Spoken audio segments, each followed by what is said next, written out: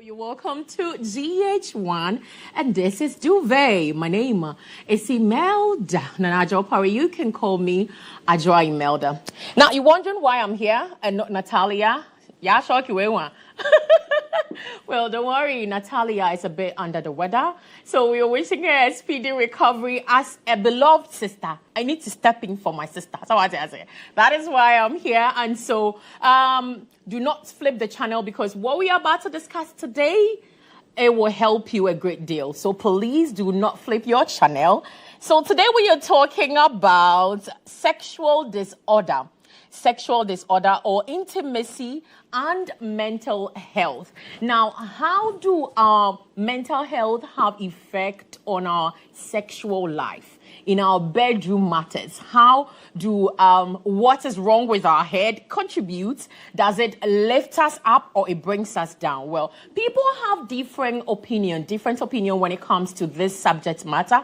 Whilst others think that, when I am, unstable, as in nervous, or I'm having a breakdown, my woman or my man is the solution for me. Whereas others also think that it is not a good time for me to, do anything like that. So that is what we are going to discuss today, whether or not it helps or it does not. So that is what we are treating today. And you know that I cannot sit here and do the talking alone.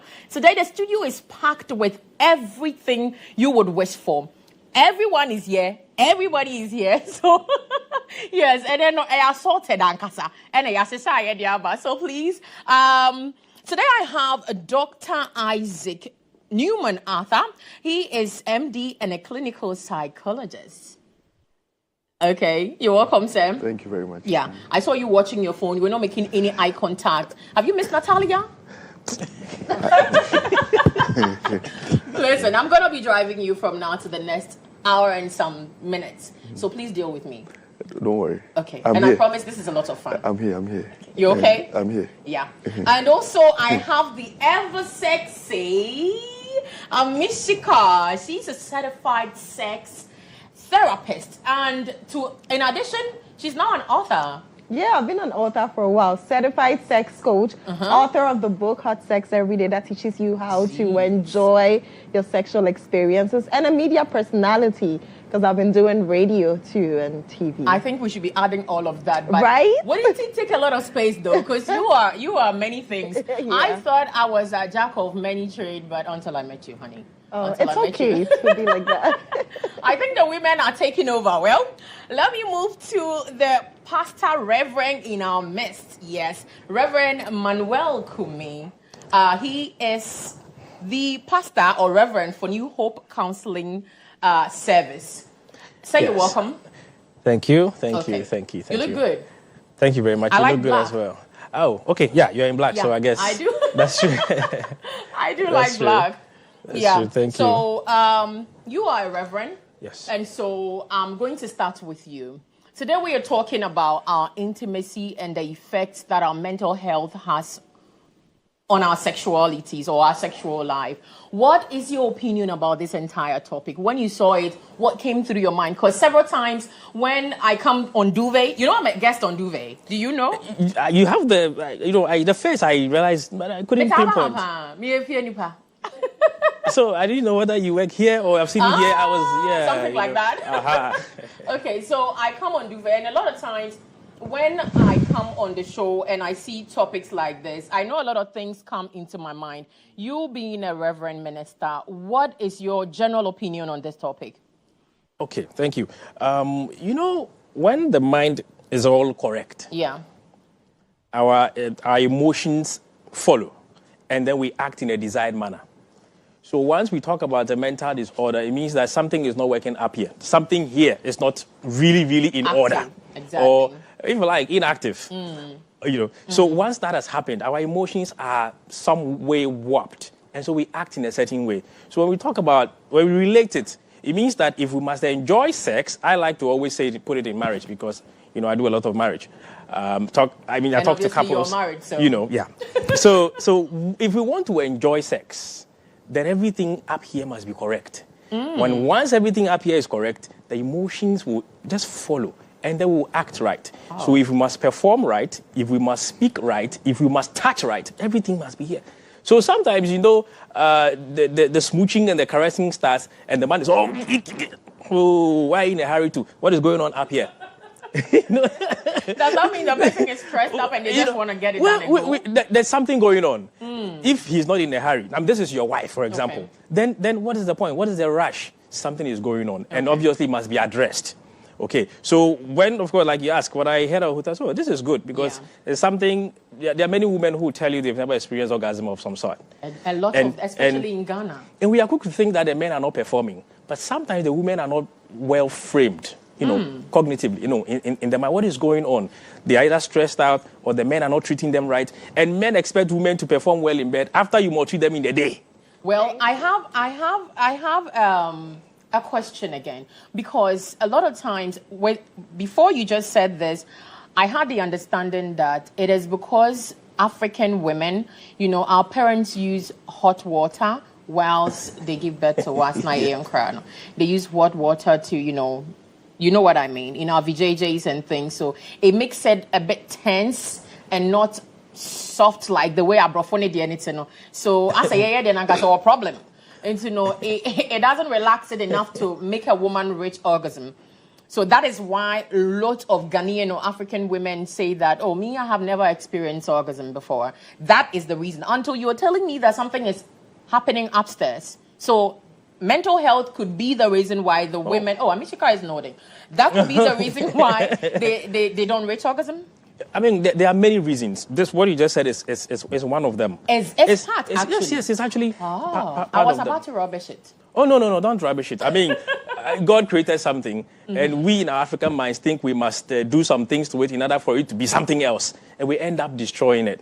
So, such a person is married, they are not enjoying it, and they feel they must go extra. Sometimes the one man alone is not enough. I feel I must, get somebody else or get a sex toy or something just to keep trying until I get there.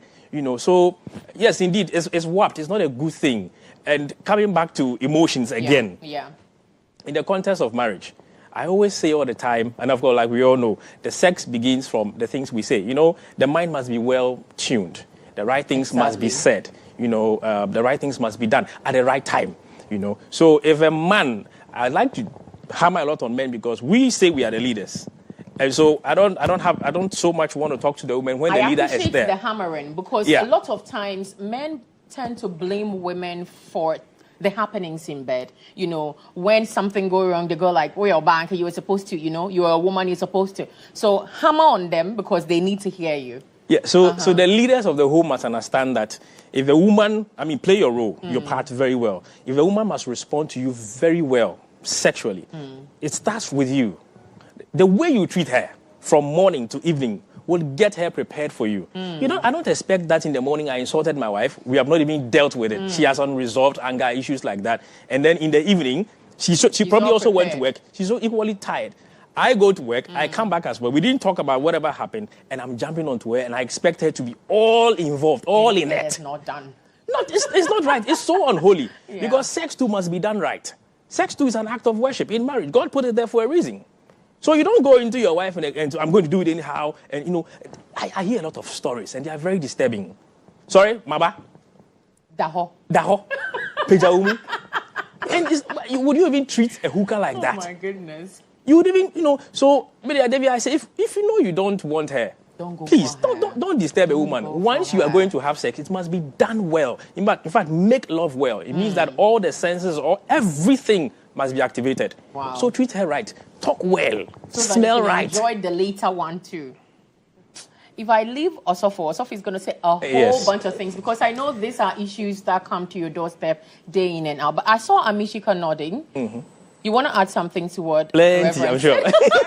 Okay, so I want to start by saying sex is not just physical. Okay. So it's mental, it's emotional, it's spiritual. Oh. When it comes to our mind, when your mental health, like you're not okay up there, you are anxious, you're stressed, you're depressed, it can affect your ability to even desire sex or to get aroused. If you're anxious, it can make it such that you have erectile difficulties. with men. Really? Women, yeah, anxiety, performance anxiety. It can be the reason why he's not getting hard. When all the time he gets hard. He's just anxious in the moment. So if a man is anxious and stressed out, it can affect his ability. He will not be able to. I'm not saying he will not be. It's not like 100% thing. Okay, but the probability that he cannot is high. Yes. Sometimes relaxing and just being in tune in the moment and talking about it makes it easier for them to respond that way physically. Okay. And for women, it can make it that you don't want sex at all. You are distant mentally. Because the thing with stress is that there's a stress hormone called cortisol. When we're stressed, levels of cortisol increases. And that way, I mean, your partner can do anything and everything. Because you're stressed and you've not had the chance to relax and let go, you'll be in your head. The whole time you might be in your head. If you're depressed too, your mind will be wandering instead of being present in the moment. So your partner might be touching you, playing with you in ways that you should. You won't respond because your minds and your body are not connected. They're distant in that moment. That's why a lot of women do not get orgasms.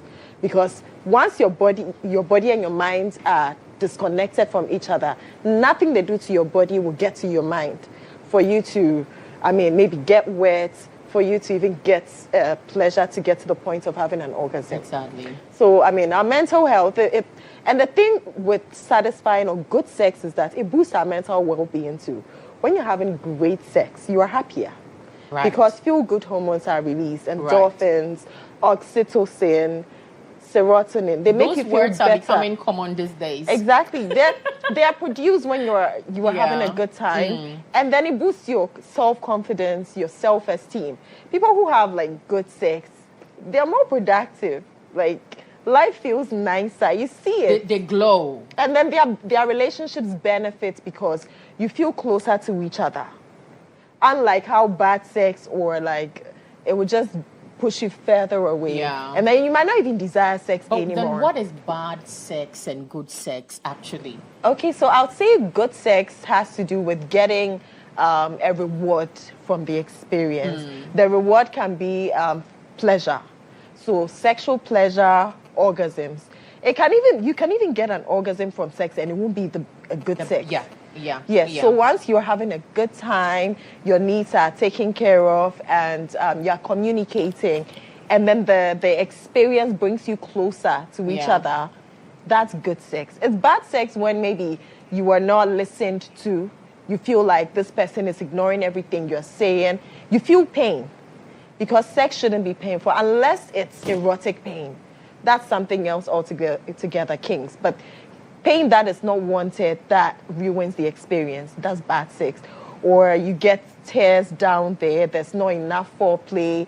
You just do not enjoy. Sex should be enjoyed. If not, don't do it. You don't enjoy it at all, that's bad sex. Or there was no consent. Because you didn't want to do it, but you were forced or coerced to do it. And even if you have an orgasm or feel pleasure in a situation like that, it's still bad sex because your body responding was not in your control.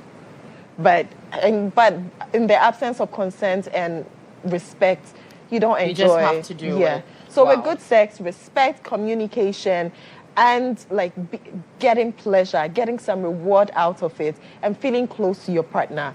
That's what I'd say good sex. Although the definition might be subjective, that is more general. So our mental health plays a big role, and with women especially, we need to feel emotionally connected to you. And it's a lot of things that make you not feel emotionally connected to your partner. He mentioned a disagreement, conflict.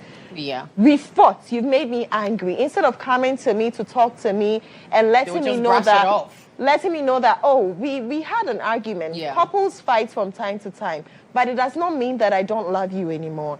I'm still in love with you. This is what happened. Maybe some apologies and then exactly. We move on. Or I also say, oh, I'm sorry I did this and I didn't mean to hurt your feeling. So that emotionally you'll be on one page. Then that way, when you touch them and you want to have sex with them, their bodies will respond. They can be present. But then if I'm mad at you and you want to touch me, it's don't touch me. Or I want to sleep in a different bed. Leave me alone. Or some women, because they feel like they owe sex to their partners, you just let him do his thing and pray for him to be done soon. So in a nutshell, you have to prep the mind. The mind is before you get inside and you want to do whatever thing you want to do. Exactly. Right. Exactly. Because that way we feel safe. If I feel safe with you, then I easily let go and enjoy it. Amazing. Doc, I can see you're staring at Amishika. It's either you don't agree or you're admiring everything she's saying. I'm on my own. Well, since you're on your own, let me ask you. Some people think that sex could be an escape from mental health. Is it true? Do you agree?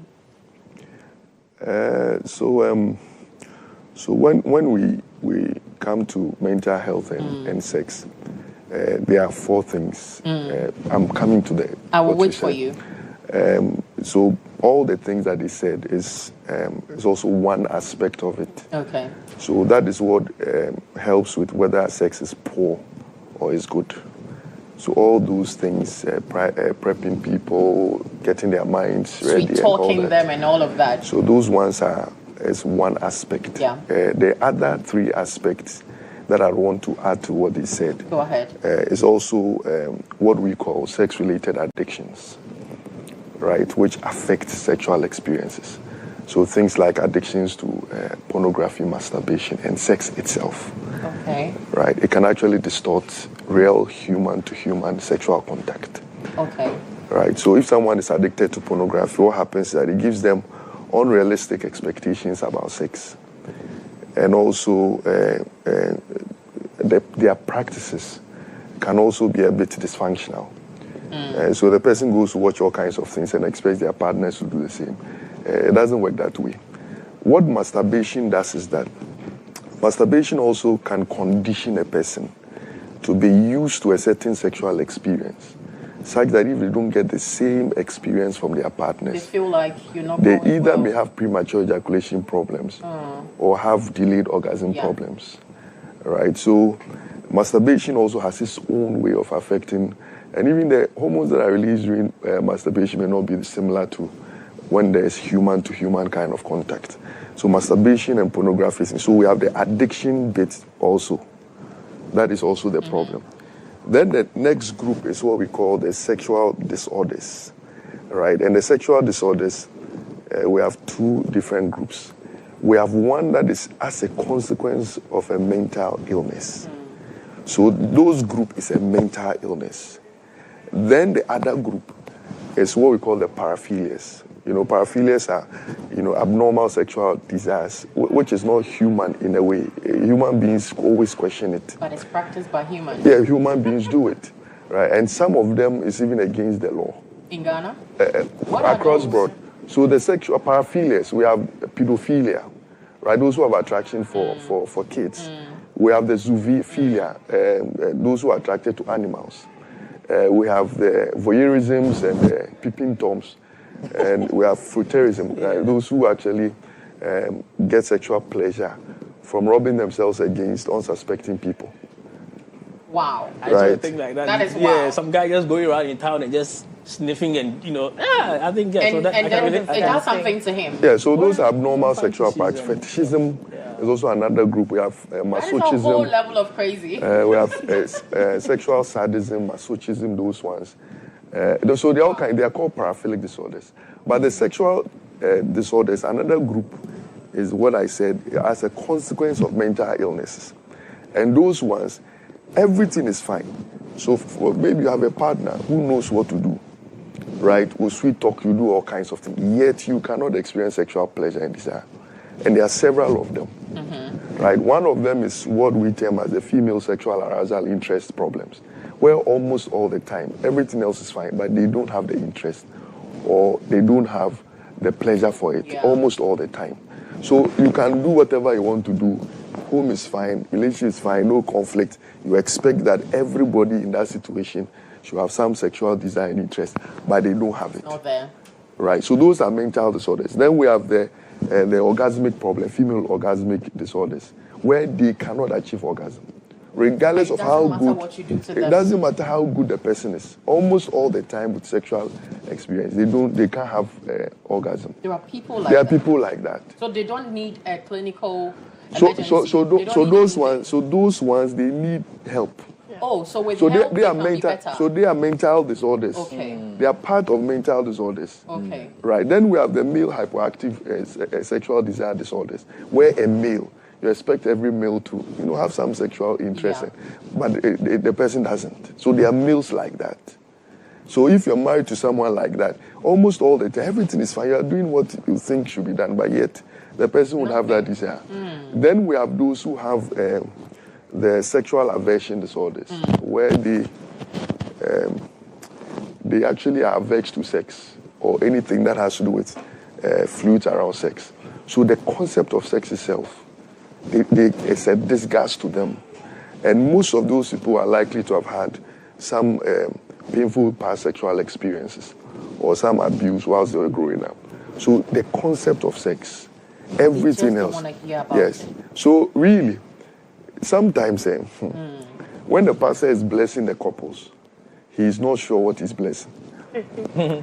Right? Because a lot of the premarital counseling is not done right. You see, and what churches do that I think has to change is that they leave the discussions around sex and intimacy to about a month or 2 weeks to the wedding.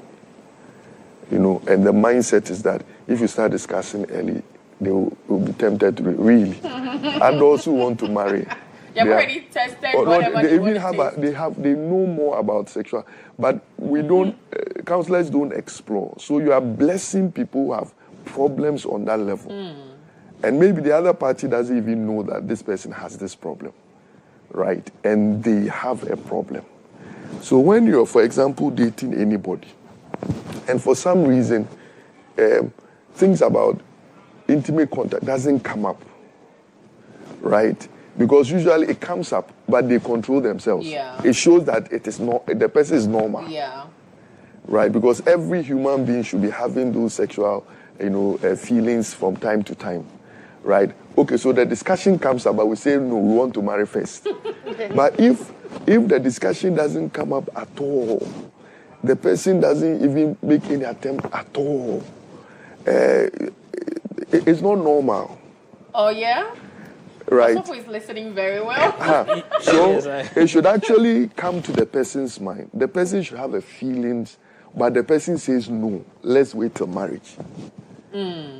But if it doesn't come up at all, there's a problem. Then you need to be able to have that. And counselors have to explore that, right? To be able to find out whether, okay, these people we are going to bless, are there issues? Because, for example, if you have a girl who was abused sexually from childhood, right, and it was never dealt with, every sexual encounter reminds them of the abuse. Exactly. The person just cannot be, you can be good in bed, let's say as a man, or even there are boys who are sexually abused. And as for boys, when they are abused, nobody actually cares. Nobody actually thinks it even happened, right? So you have a man who is going through all kinds of sexual abuses, and they may have problems. Another group, another group that now it's become a bit controversial when it comes to intimacy issues is the LGBT kind of thing. Right? It's a whole topic. Maybe we need another episode to talk about it. By the grace of God. Right? That group also, they have their own dynamics. Yeah. Right? About what is okay, what is not okay. Right? And if you actually married to someone who has all kinds of feelings for the same sex, it also has its own bearing on the marriage. So you may bless someone as a pastor. You think that everything else is fine. Yeah. But you are blessing people with problems. I will leave the blessing marriages part to also for, but answer my question. Is it an escape? Does it help? How does people with mental health issue, how do they reach orgasm? Does it do anything to help them to orgasm? What's your opinion on that? So mental health issues, when people have mental health problems, they are likely not to be intimate. At all? They are likely. Okay. Not to be intimate because as a consequence of everything they are going through, they're just not emotionally or cognitively available to do that. Okay. But for some people... I'll let you hold your horses. Yes. For some people. I'll come back again. You continue for me, but let me take a quick commercial break and I'll be back.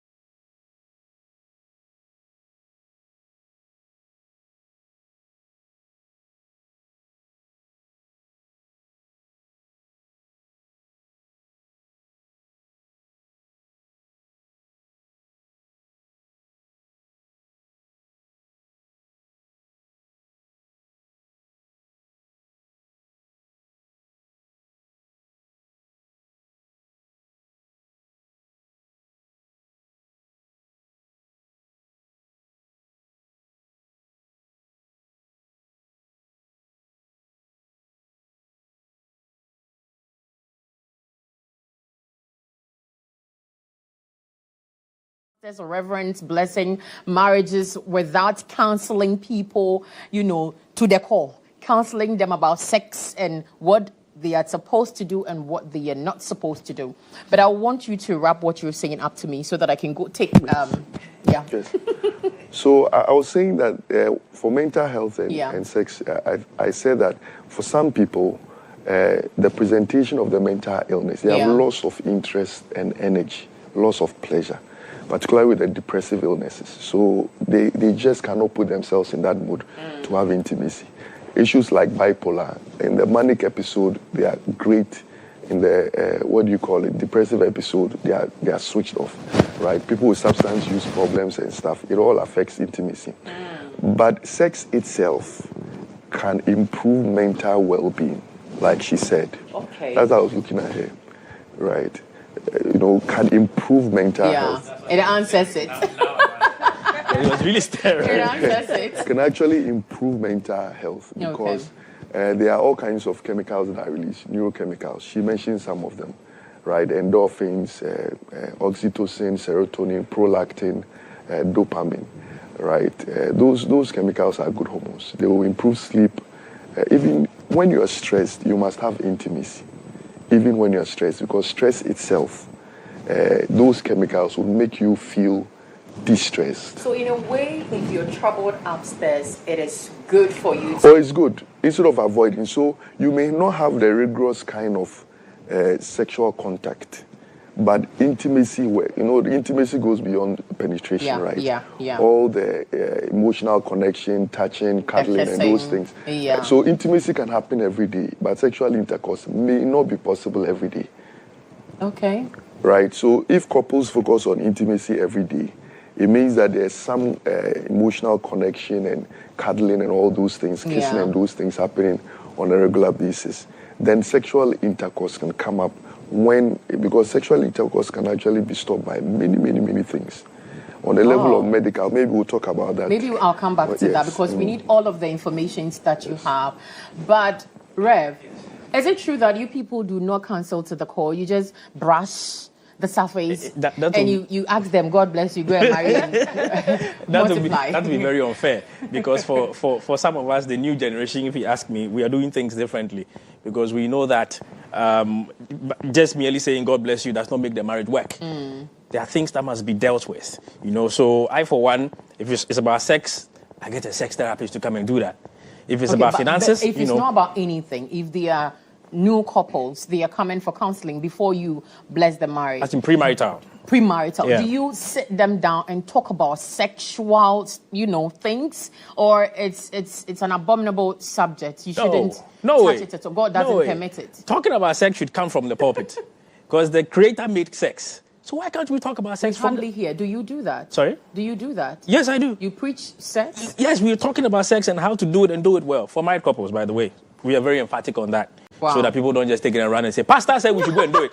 And then people are misbehaving. Yeah, so for couples. Yes, for couples. So we don't just bless, like you say, bless people you don't know. You can't know the person you are blessing by the way. But the thing is, the premarital exposes you to some of these things so that you are prepared to handle the difficulties.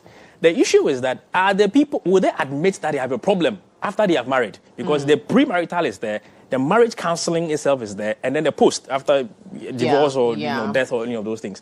Now, typical case, a woman comes in, the man these days, it's been, let's say about a year. The man hasn't been approaching like he used to and all of that stuff. Something is going on. So, let's say they went to the hospital and the man had some erectile dysfunction and stuff. You have a problem. And I don't know, for some egoistic reason, the man stops taking it. So what do you expect to happen? So he doesn't want to admit he has an issue. Then, before you know, he says he has children with a side chick. Then the wife is like, I know those children don't belong to you. It becomes a whole lot. So you see, it's one thing having the mental problem, and it's another thing admitting. Because yes, after the marriage, things come up. I mean, there are no certainties before you start. People hide stuff. At what point, sorry to cut you, but at what point do you notice that there is a problem with this couple, and it's not just any other problem, but they have sexual issues, ankasa? Is it the post, pre, during? Which point do you find out that what these people are telling me that they come here all the time, or even as you're talking to them, can you tell that oh yeah, there's been times where I just disqualified the two because they had two different visions and views of life. You disqualified them? Yeah. I think one wants to live in US, one says I would never travel, I want to be in Ghana. What kind of marriage is that? US ni so nyamai. No. I remember Habib, many Ghana Baba, that kind of thing. So it is not possible. Yeah. Or two pastors, different visions. God says I should be in Accra. My wife says God says I should be in Tamale. These two cannot marry. Do you get it? Yeah. Now, when it comes to sex, the real stuff comes out after marriage. I mean, in the marriage. In the marriage. That's because when things at happen. the pre-level, people lie. People lie. We've had people falsify even the test that we asked them to go and do, the genotype and all those ones. And they connived. And they have a family doctor that does that. I'm so sorry to it's okay. But it's happening. Yeah, but it's happening. And so who are you deceiving? So, no problem. Oh, everything checks out fine. Okay. All right, let's go, including the HIVs and all of that stuff. Let's go. Now we have married. I feel now, sorry. A lot so is going on. Who caused this? So people lie at the pre. And what can you do? Because they don't want to be Because judged. they don't want to be, not even judged, because counsellor won't judge you. But it's more separated. Yeah. And you see, they've even said their date before coming for premarital. So when the premarital is exposing the real things, their minds are made up. And I tell people, even if it's one day to your wedding and you must cancel and face the embarrassment, then enter it and get all this wahala. They won't. An issue where these couples set their date and they will come to me. Actually, I was the chief's bridesmaid, so they will come to me and go like, "So for some no, so for some, sorry for like I'll just let go of him because why? So for it's not what they want, so they just want out and do their own things. I can relate absolutely to what you're saying. So in the marriage now, the real stuff is out. What do? Because you came to lie, you lied to the church. And what would the church do for you now? So it's not that sometimes pastors don't know the thing, but the members are lying. They are being deceitful. They will say anything just to get the counseling going, the pre-marital counseling going. And after that, the reality sets in. And you have all these children. Back in the day, we will say they are Yusubane, when the sickle cell thing comes up. Those days, we will say they were from, river goats and stuff. But now we know that something was wrong. The genotype thing. So we are being exposed to these things. And I only pray that especially when it comes to them, and women admit it when they have an issue. Most of the time, the women are, I know it, I'm okay with it, I'm on the medication, but the man is not taking his. All the time, most of the time. In my case, men will never want to admit when there's an issue. We're not going to delve so much into the marriage. Now you move to, so right now, it's just, we've settled it, right? We talk to them, but they just don't want to take the advice. So that settles what you were saying, that lots of the times they bless the marriages, but then there are problems in the marriages. So it settles it. Amishika, do you think people should be wild in bed in order to just, brighten things up and lift things to a different level, especially when they are facing challenges upstairs?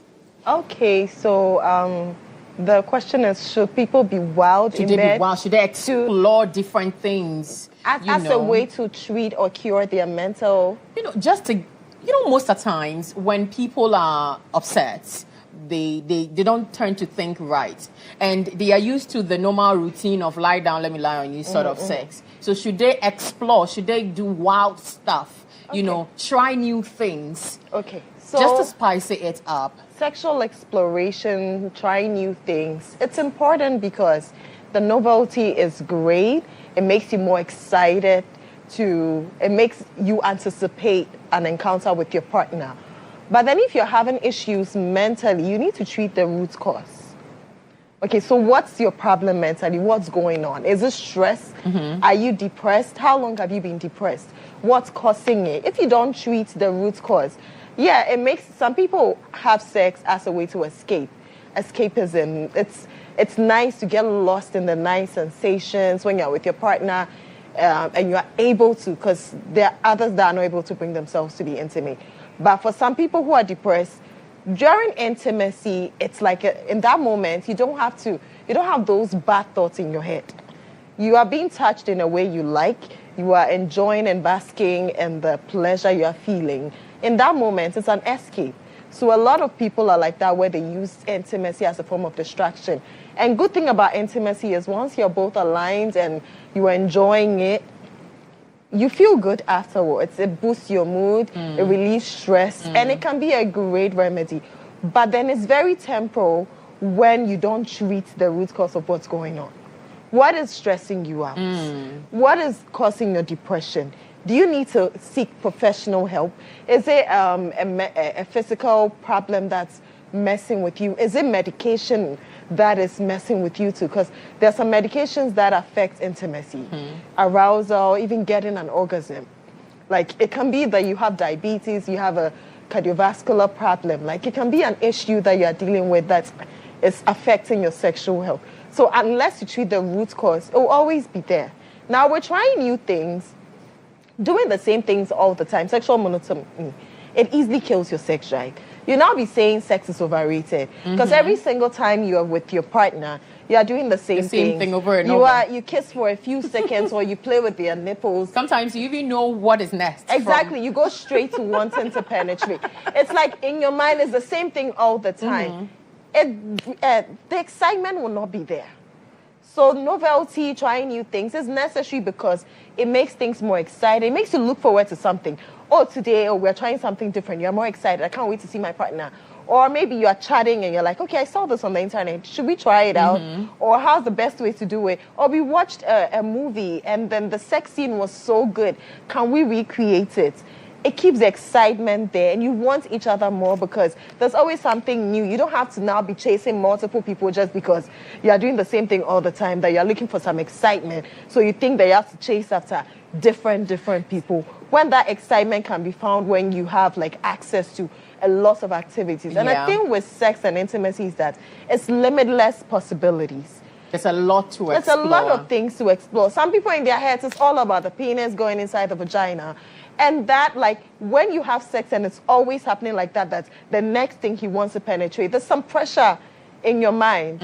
A lot of people, once it's like, okay, the next thing he wants to penetrate. Yeah. But if you look at sex in its entirety, that, okay, there's a lot of things we can add to our menu. Or sometimes we even do penetration. Sometimes it's a lot of foreplay activities we're doing that I get pleasure, you feel pleasure, or we feel close. But then it's no pressure to go to penetration because the penetration bit puts a lot of pressure in the minds of people. Some men, because of erection issues, maybe there's been times where he found it hard to get hard. Yeah. Or like, okay, you get hard, but then you get soft again. So there's so much pressure on you when it comes to penetration. Women too, like, we need foreplay a lot. Foreplay is very, very important. That's when, like, you feel more present when there's a lot of foreplay. That's where a lot of women get their orgasms. That's where you feel like, oh, this person loves me. It's trying to please me. Well, the penetration, a lot of women, it's like, okay, yeah, come in, do your thing and go. But when you do the other things, it's like, okay, I'm being appreciated in a nice way. And the good thing about foreplay is a lot of things you can do, new things, experiment with things. That way, like, you enjoy, you know that, oh, my sex with me and my partner is not just about us doing a few things and then he's penetrating. We can do anything today and I will Tomorrow enjoy. I'm expecting something exactly. new. So it's more about us having a good time, more about us celebrating love and bonding, and not just about my man coming inside me and then you keep going until he comes. Doc, Amishika is making it sound so nice. I don't know about you, but right now I feel like I should fall in love, you know, and do all of the things she's saying because you're making it sound so beautiful. But do you think, Ellie... go ahead. Oh, okay. Because, well, Doc is not married, and I think she's not married too. Please ask your please, you concentrate. Yes, what I want to find out is early ejaculation, is it a disorder?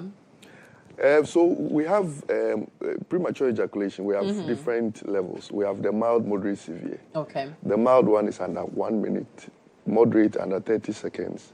I know people like that. And severe is under 15 seconds. So you're saying 1 minute is not even severe? You said? I was I'm saying that we have different, we have mild, moderate, What severe. about those 15-minute to 1 hour people? Or it doesn't That's exist? not unusual. You said what? Well, you were 15 saying minutes. Early what? Ejaculation, yeah. And I'm saying we have, if it's premature ejaculation, we have under 1 minute is severe, under 30 seconds is moderate, under 15 seconds is severe. Under 1 minute cry is very severe in a lot of people. No, I don't know whether I'm communicating well. Yeah, you're communicating well, don't mind me. I'm just saying that the 1 minute is still too small. We shouldn't go down the 1 minute, don't mind me. I think we're speaking medically, so I think from that. I don't get it. Explain to us. What I'm saying is that understand. we have what we say premature ejaculation. What it means that the person cannot sustain erection good enough for satisfactory sexual contact. Right. And I'm saying that what is not good enough in terms of premature ejaculation, we have different levels. We have mild, moderate, and severe. Okay. Under 1 minute is severe. Under 30 seconds is moderate. Under 15 seconds is severe. Okay. 15 Right. seconds, Woho. Oh, yes. Severe. How do they get inside? Because 15 seconds, I don't know the time that you remove your so just the contacts, they ejaculate. Yes. There are some people Just with who contact. ejaculate while you're even kissing. Yes. Hey! Yeah. Yeah, so it's there. So we have premature ejaculation, and there are several causes. In my own practice, I've realized that particularly men who've had some addictions to masturbation, men, in my practice, I've realized that most of them have premature ejaculation problem. Because, like I think I said earlier, masturbation actually conditions you to have a certain heightened sexual experience over a certain time. So it's like conditioned. So with actual normal sexual interaction with a woman, it's like the body feels the same way. For women, they may have delayed orgasm. Yeah. Right. But, global average, I think, is about 6 to 11 minutes or so in terms of normal sexual contact. But, you see, when it comes to sex itself, everything else, if it goes well, you may not need too long penetration. Yeah. Right, and that is what, because see, when someone comes and their husband is having premature ejaculation or rectal pull, you can't tell them go and divorce. But if the man wants to learn and knows what to do, females can actually have sexual satisfaction even without penetration. Right. Right, and so that is where sex therapy and those things come up. But let me ask you this real quick. What Amishika was telling us about exploring new things that made me wanting to fall in love, does it solve any problem at all mentally? Well, if the relationship is good, the two of them are ready to explore. But if the relationship is bad, exploration is a waste of time. Nobody is willing to explore anything. You agree to that? Because for women, they build resentment for the man when things are not going well in the marriage. Men, there is dissipation of beauty. So you may have a wife with all the pluses and physique everybody is looking out for. But the man who is not happy with that woman, there's no beauty with that. And so there are clients who come and say, my wife can be walking around naked and nothing moves me. Hey. And the wife has everything else. So marital problems actually brings resentment for women and dissipation of beauty for men. Men actually don't see your beauty when everything else is not going well. And so exploration, when the two of them are ready to explore, it means that the relationship is great. So everybody, and there's still, there's still that emotional connection and happiness. The presence of your spouse excites you. You close from work, you want to run home, right? Because work actually takes you away and you're not happy with it. But if that doesn't happen, there's no desire to explore anything, and it becomes a routine, right? Treat the root cause. Yeah, so like she said. Yes. And one of the worst things that can happen to a couple is when they have problems and they sleep in different rooms. It's not okay. Because sleeping by each other, there will be some contact of a sort, not even intimate contacts, but the fact that that this person is still lying by me, it has a way of resolving issues on its own. One of the worst mistakes is when you're having a problem with a spouse and you move to different rooms. That is when the problem comes up. Because there are research that will tell you that just contact, let's say holding hands, those things. She mentioned oxytocin, is the love hormone, bonding hormone, right? Is released excessively when couples are close to intimate. the person. Yes. And that alone ensures stability in the marriage. Right? Wow. Well, Rev, are there signs that this person, could be, say, you were laughing at the 2-3 minutes ejaculation. Yeah. And so, do you think with men, is there any signs that women are supposed to be aware of? And then when you see this man in the way he's acting, because last time I sat here to say that when a man comes at you, with no brakes, he's just stepping on it, and you could see that this man wants to sleep with me.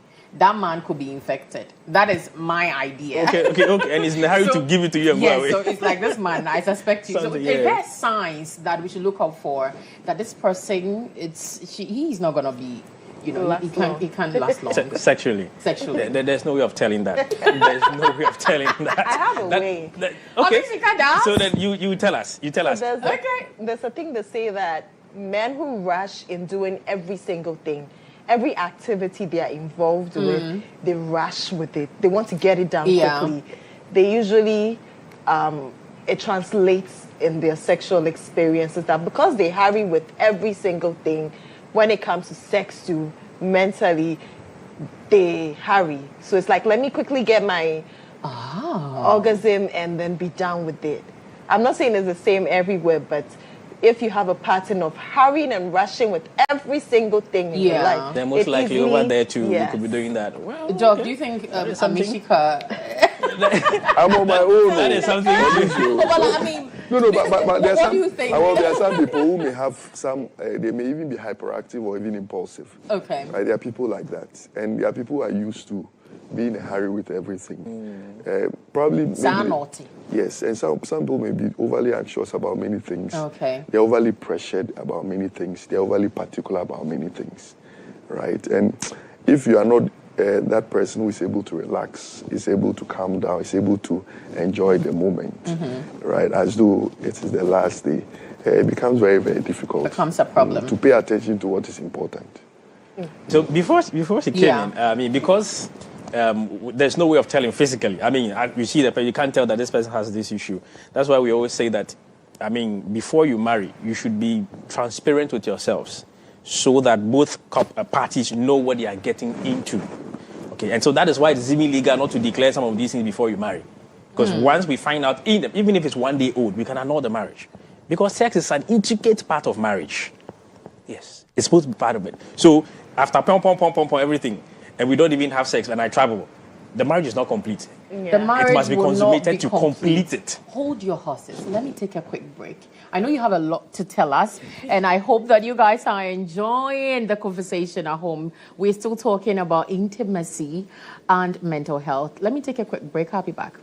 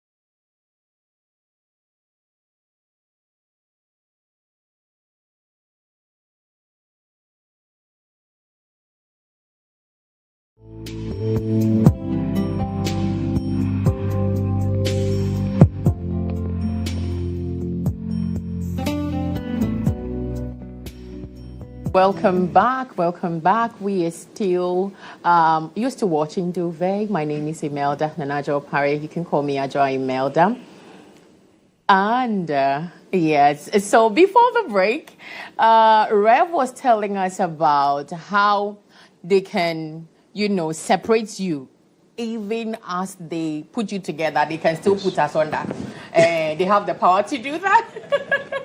So, yes, please continue with what you were saying. Right. So I was mentioning that sex is part of marriage. In fact, any marriage that has no sex is not marriage anymore.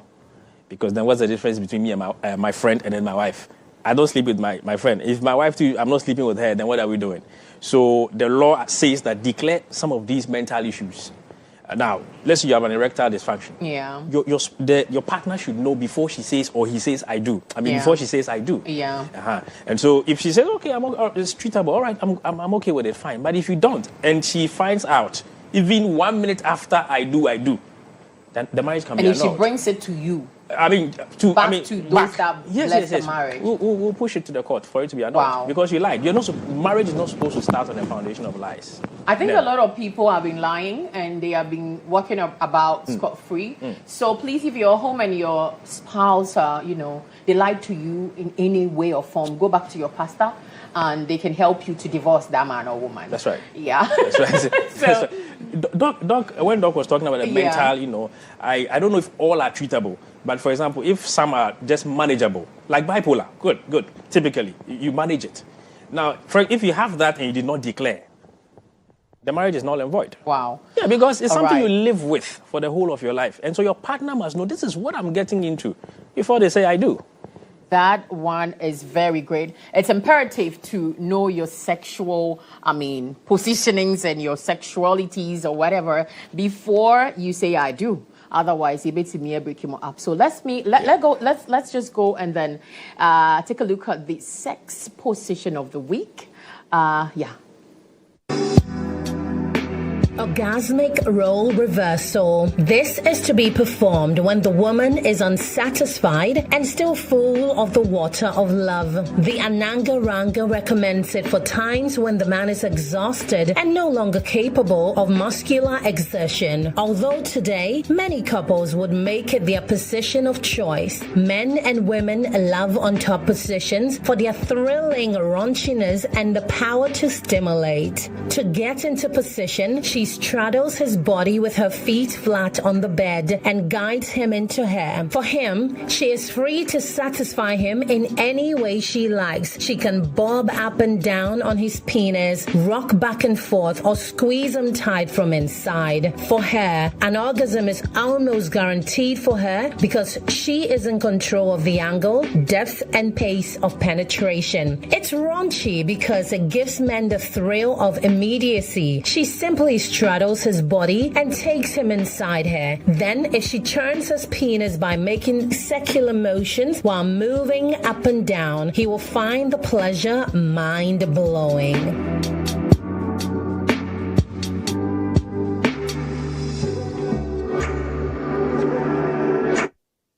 Wow, that is quite wild. At a point, I saw that the lady was somewhere here.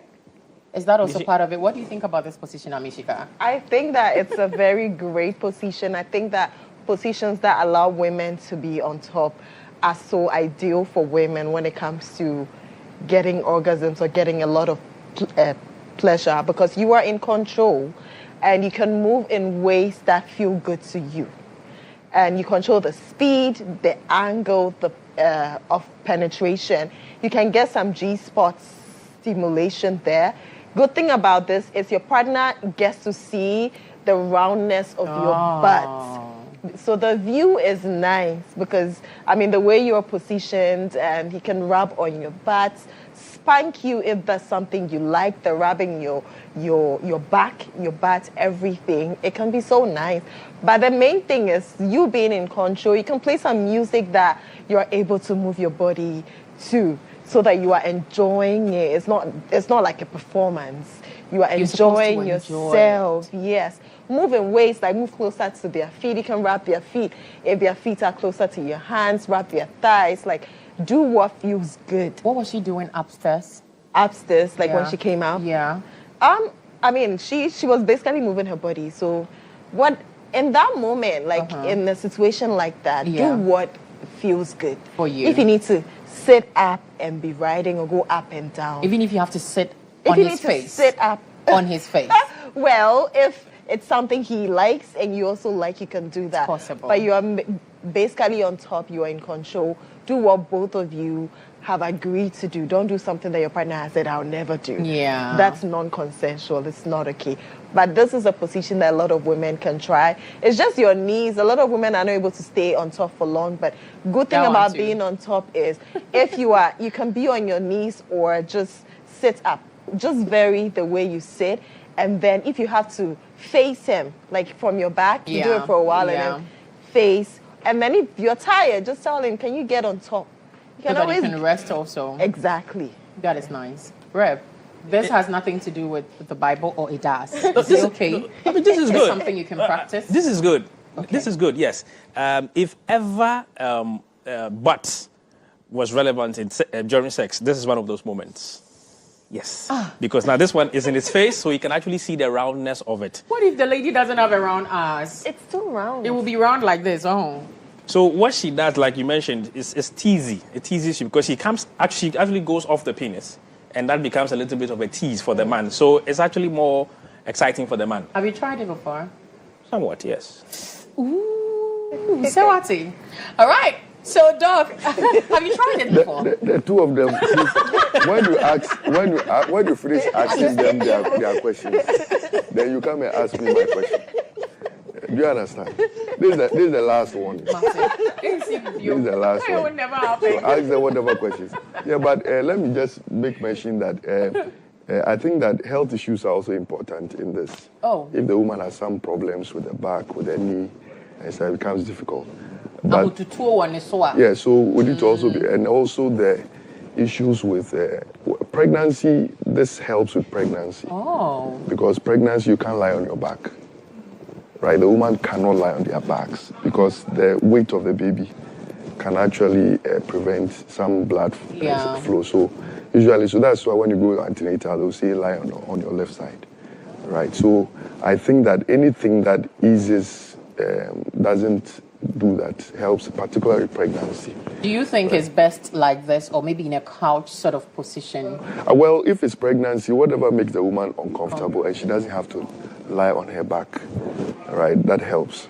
But you see, another danger with this is that on a lighter note, if let's say the two of you are not cool, someone wants to slap you or something, they'll stab you at your back. But have you tried it before?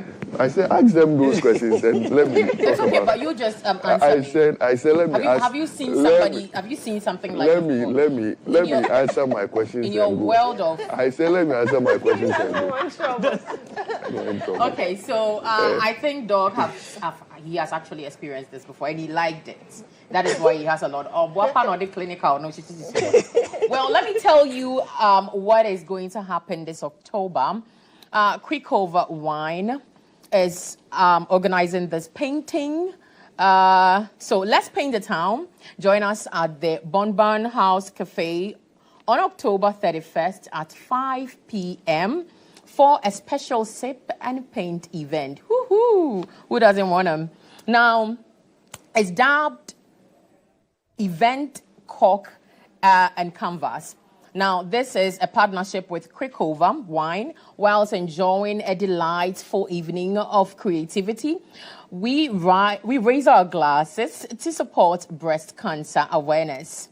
Now, immerse yourself in artistic expression as you sip on exquisite GHOne wine, all while happening to shed light on an important cause. Dressed to impress with a pop of pink, just like my nails, to honor breast cancer awareness as we come together to inspire hope and strength in our community. Now, tickets are very cool. You know, it's a very cool amount. Single is 500 cedis, double is 900 cedis. Don't miss out. Grab your ticket and join us for an unforgettable night of creativity, compassion, and community connection. Together, we can make a difference while having fun. So if you want to buy a ticket to join this amazing event, kindly call 05363 98624. 05363 98624. And go and enjoy yourself. Sip some GHOne wine whilst you paint what you here, because it's going to be so exciting. So please do find your way there. Now, Rev, were you saying something to me before the break? I asked you a question about whether there are time, if you can see somebody and then you could easily tell that this person is a 1-minute man or not. And Amishika took the words from your mouth. Mm-hmm. So I think as a man, how can we just see a man and know that without him being all over the place? How can we just notice this person and go like, man, we fat belly, yeah, and I said, you know, some people don't really look healthy. Some people have this protruded belly. Yes. They drink lots of beer. It's a turn-off for me, actually. Yeah. So, you know, are those signs and symptoms that this person may not last in bed?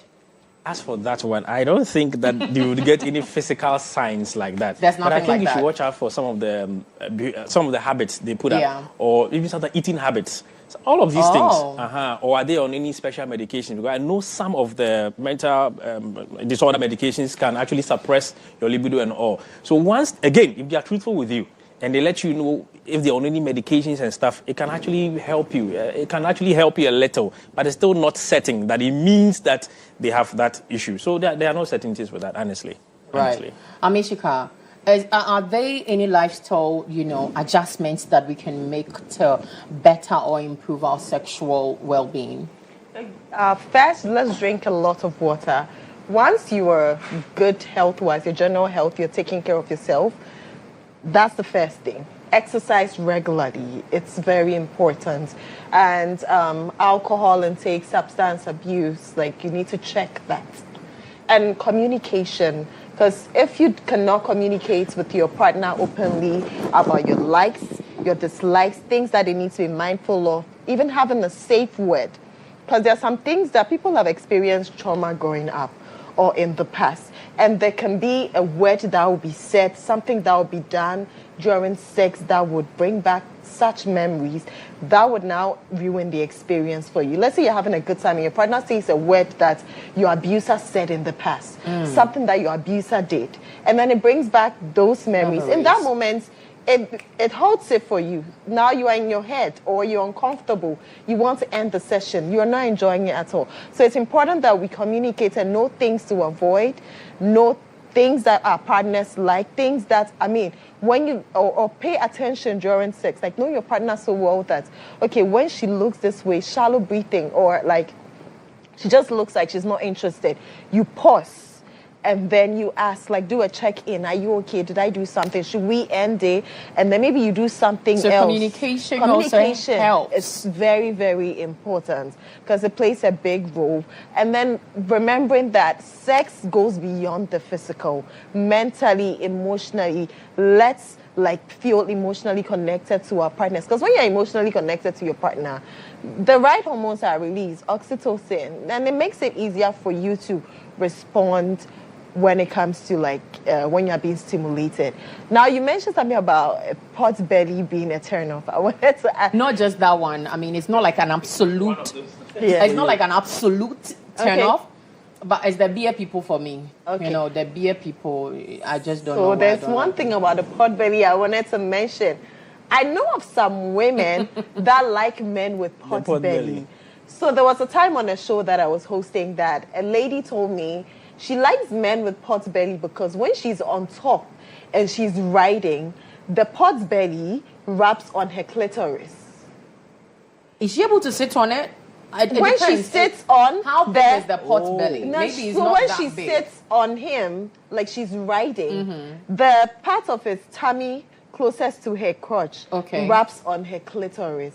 So in the end, while she's having sex with him, she's getting clitoral stimulation and getting pleasure from inside. I want to see that. And it adds on to the experience. So one person's poison can be one person's key to their orgasm. I wanted to add to her what she just said. There's You're always adding to her. Yes. Whilst Doc is shining away. Doc listens and enjoys the conversation.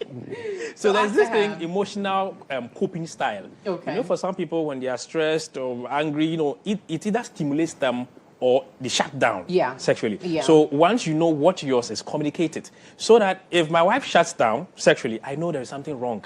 I have to address it. And if she's aggressive today too, I know something. Yeah. All right. So at least I know, I understand her body gestures. All right. So emotional coping style. Everybody has theirs. Everybody has theirs. Some people get angry and they rather want to have more sex. And others, they want to get out of the house. Everybody has theirs. So let's find out what it is and communicate it. In that regard, Doc, have you had any cases where the person is like, have you watched 50 Shades of Grey? No. Okay, so the Americans call it the sexual monsters. Have you heard that before?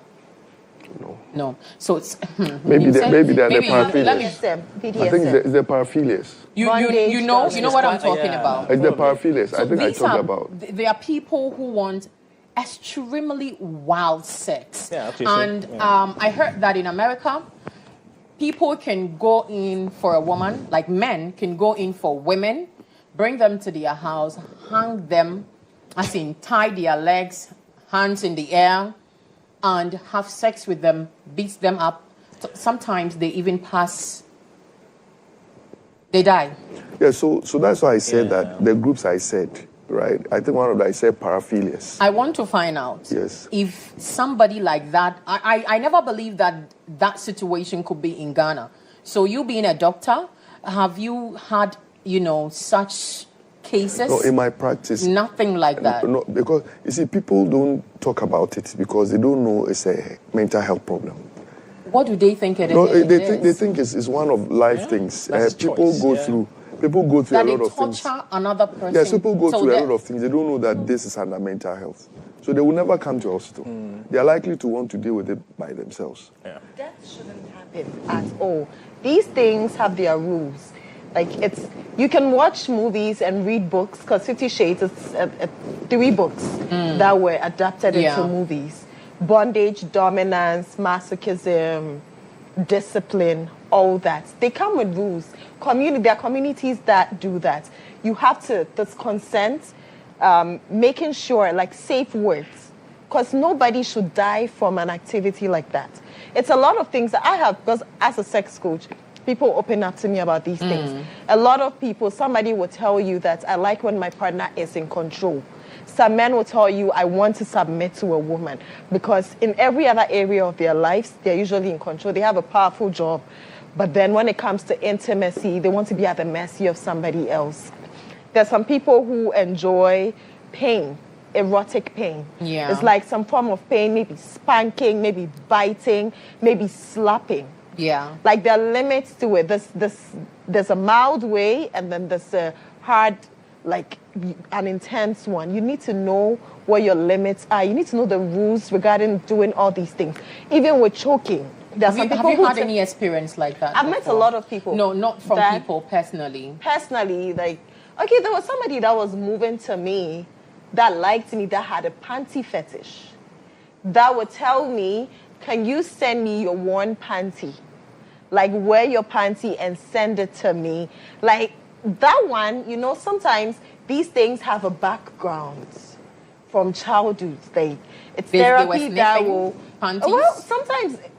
Maybe because, panties are associated to the genital area, and growing up, you used to see people hang panties, and so your mind will run wild. A lot of these things, they come from somewhere.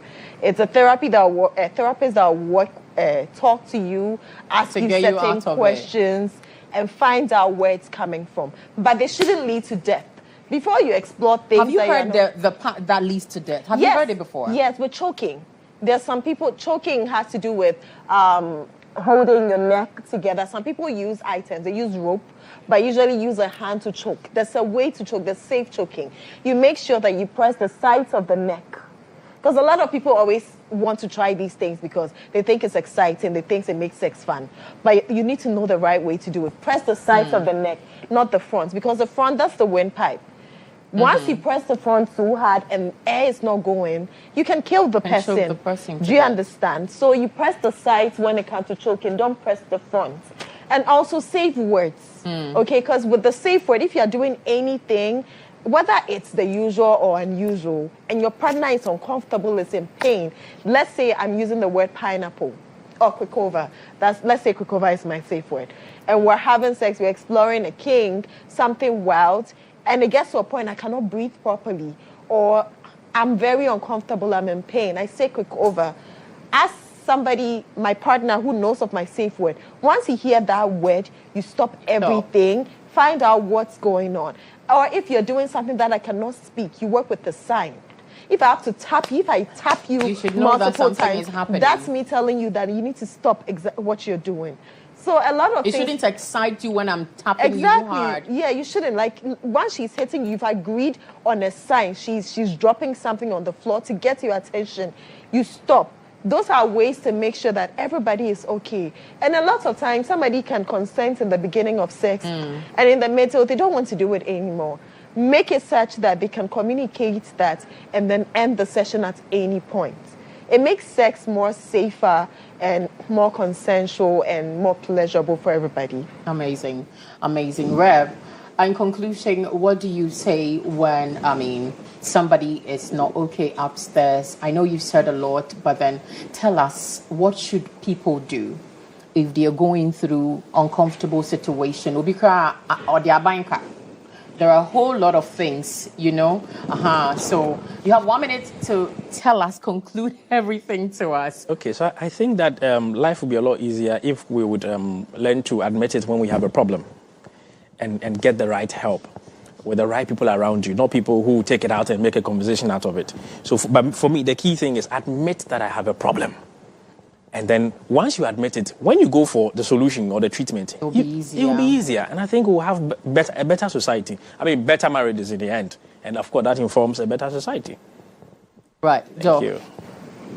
Yeah, I think the mental health issues goes beyond someone lying on the streets. Right? If you realize that your thinking, feelings, and behavior is impacting your life, just walk into any hospital. Ghana has done so well that now you can walk into any health facility and there's a wellness unit. And so you can just walk into the hospital and seek help, right? I think one thing we didn't talk about, let me chip in quickly, is with infertility and sexual problems. Okay. Right? When a couple is failing to achieve pregnancy, almost every sexual experience and anxiety activity. So instead of doing it to have a baby. Yes, instead of enjoying sexual pleasure, you are anxious. And again, if the man is the one who has the problem, it's like they avoid sex so that wouldn't be the conversation all the time. And even with the woman, right? So I think whatever the issues are, these are mental health problems. Just walk into any facility. And I'm sure that they know where to direct you to. Yes. Awesome. Amishika, your last words. Okay, so I would say that whatever issues you're facing sexually, there's a solution to it. You can find a remedy. You don't have to live with it forever or push yourself away from your partner just because of your sexual issues. Talk to somebody. Talk to a doctor, a gynecologist. Rule out the medical. Talk to a therapist. If you both need to see a couples therapist, do that. It's important. And stress is a big desire killer. Stress can affect your sexual life badly. So it's important that we find ways to manage stress. Life is crazy, but learning how to manage stress, yoga, meditation, breathing exercises, set a 2-minute timer. 1 minute is almost up. And take deep breaths. It's very important. It's very important. And get my book Hot Sex every day. It gives you access to 365 activities so that you have a lot of things to try out with your partners with details how to do them. DM me on Instagram and get your copy. Add your social handles. Okay, so on Instagram, my handle is Amishika, AMISHIKAH. Facebook is Amishika, AMISHIKAH. X or Twitter, Miss Amishika, MSAMISHIKAH. That's the same on TikTok, don't get it twisted. She spelled the name for you. Yeah. Rev, your social media handles, and also if there's any projects you want us to know. Not the project, not yet. Not yet. At least for the rest of the year, I'm done. Just So Facebook is New Hope Counseling Services. Okay. TikTok is Rev Manuel, one word. Rev Manuel. Yes, okay. That's it. All right. Manuel or Manuel is okay. Yes, it's the same thing. It's the same thing. Yes. Is it Emmanuel? Actually, the full name is Emmanuel. Okay. All right.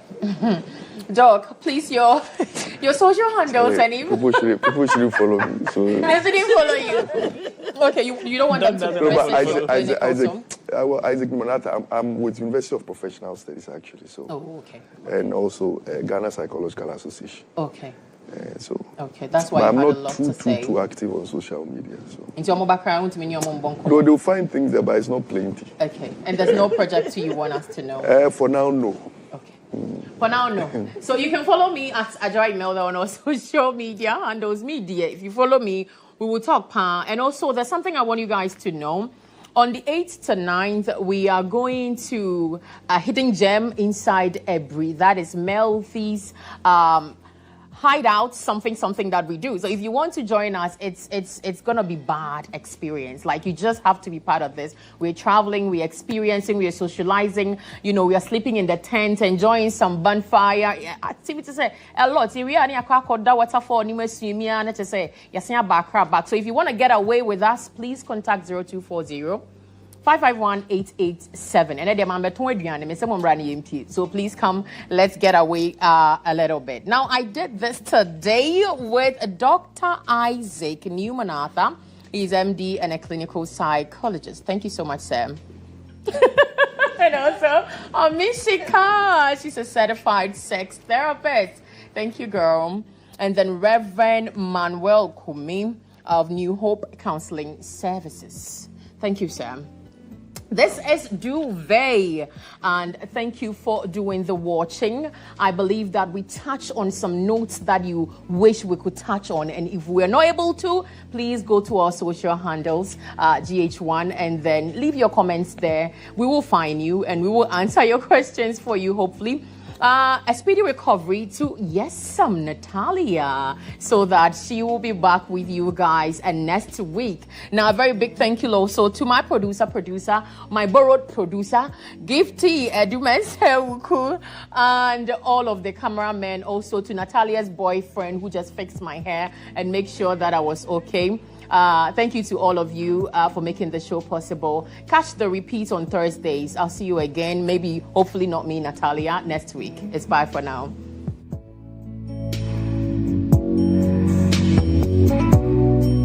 Duvet was